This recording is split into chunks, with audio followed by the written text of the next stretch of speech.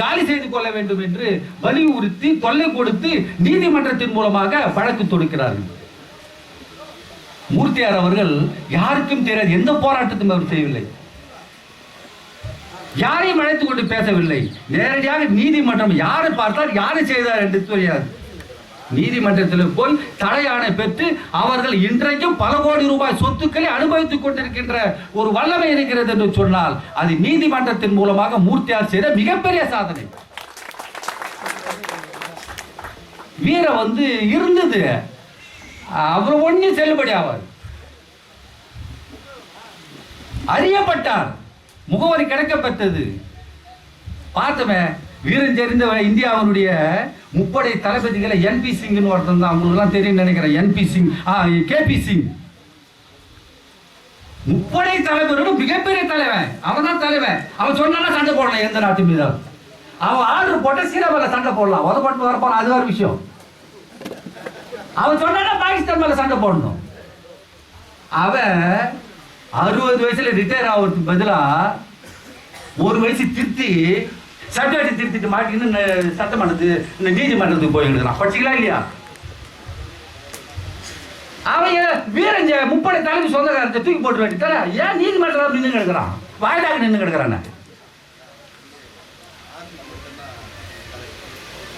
ஆரம்பத்தை சண்டை போடுவானே இப்படி அது என்ன காலாட்படையா ராணுவ தளபதி. அவன் எப்பேற்பட்டவனா இருப்பான். அவன் வாயிலாக போய்கிறான் சுப்ரீம் கோர்ட்டுக்கு. ஆக அவனை விட உயர்ந்தவன், அவனை விட சக்தி பெற்றவன், அவன் யாரை வச்சுக்கிறாரோ அந்த வக்கீல், அந்த வக்கீல் தான் மூர்த்தி. அந்த வக்கீல் தான் மூர்த்தி. அவர் வழக்கறிஞர் வரான்னு தான் சொல்றான். ஒரு முறை கருப்பை அதிமுக ஆதி திராவிட அமைச்சர் இருந்தார்.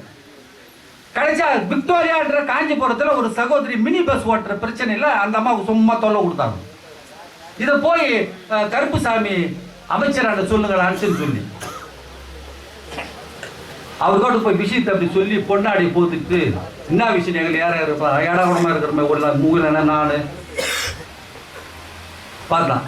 ஐயா மூர்த்தியார் அனுப்பிச்சு வச்சாருன்னு சொன்னோம். அவன் கேட்டா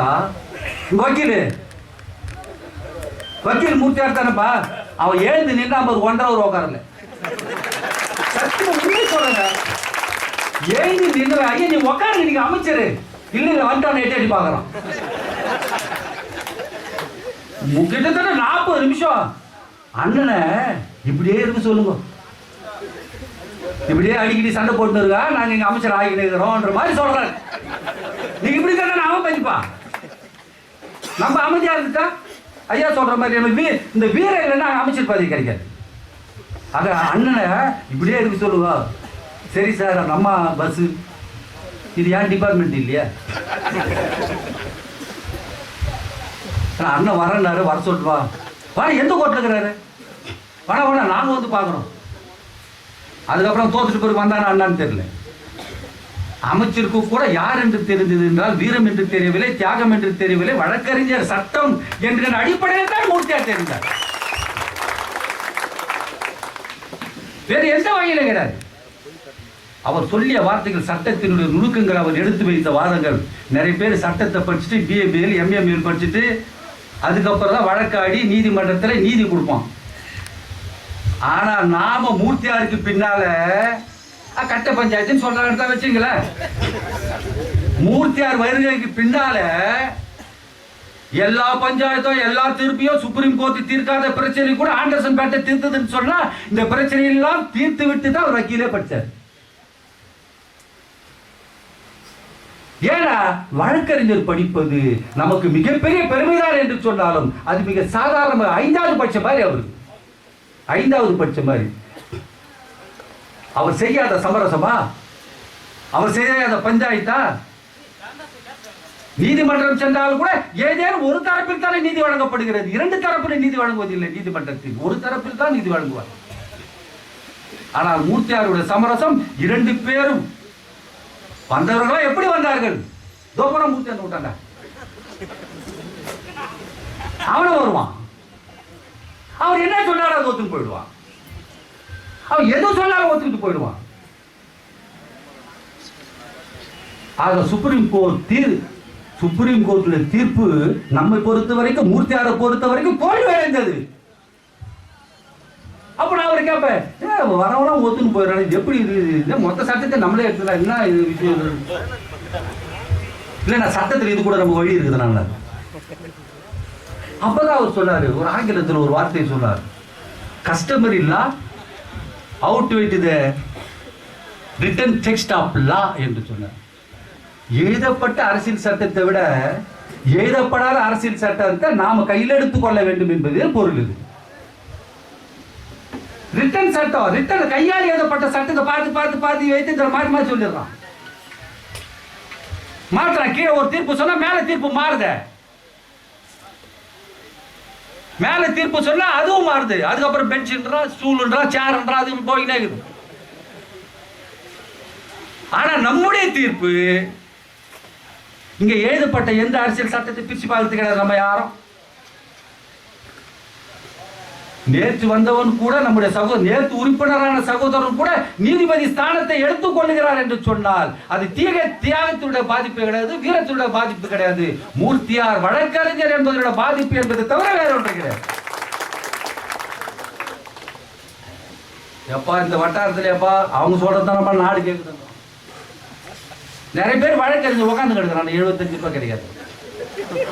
பூந்துமல்லி போட்டில் மொத்தம் 500 பேர் இருக்கிறாங்க, 75 ரூபாய் கிடைக்கல. நான் தப்பா சொல்லி என் பிள்ளைங்களோட வழக்கறிஞர் அவ்வளோ போட்டு 50 ரூபா தான் எடுத்துன்னு வரலாம். எல்லாம் உட்காந்துக்கிறாங்களே. திருவள்ளூர்ல போங்களா, நம்ம லாபாத்தியாக கூப்பிட்டு வந்ததான்.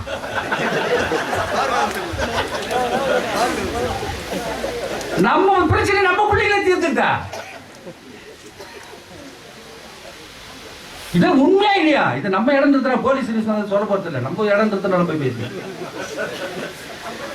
அது சட்டத்துக்கு கட்டுப்பட சட்டம் தான் நம்மை சரியான திசையில நம்ம அழைத்து செல்லும். பாவம் லோன் போட்டு கிடக்கிறார் ஐயா, அவர் நிலைமை பாத்தீங்களா? சட்டம் தன் பிடிய இறுக்கியது. அவர் எவ்வளவு பெரிய வீரன், அவர் பேசாத வீரமா? எவ்வளவு சீக்கிரத்தில் தரம் கெட்டு போடுமா, அவ்வளவு சீக்கிரத்தில் தரம் கெட்டு போய் வீடு கொடுத்துருத்தா டாக்டர் பட்டம் வாங்கி 1995 வரைக்கும் தலித் அரசினுடைய ஆதரவு அரசியலை மேற்கொண்ட டாக்டர் 2001க்கு மேல தலித் எதிர்ப்பு அரசியலை எடுத்து, ஏன்னா கோர்ட் ஒண்ணு இருக்கிறது தெரியாது உனக்கு, சட்டம் ஒண்ணு இருக்கிறது தெரியாதா? சட்டத்தை மீறுவோம் சொன்னார், சட்டத்தை மீறுவோம் என்று கொக்கரித்தார் ராமதாஸ்.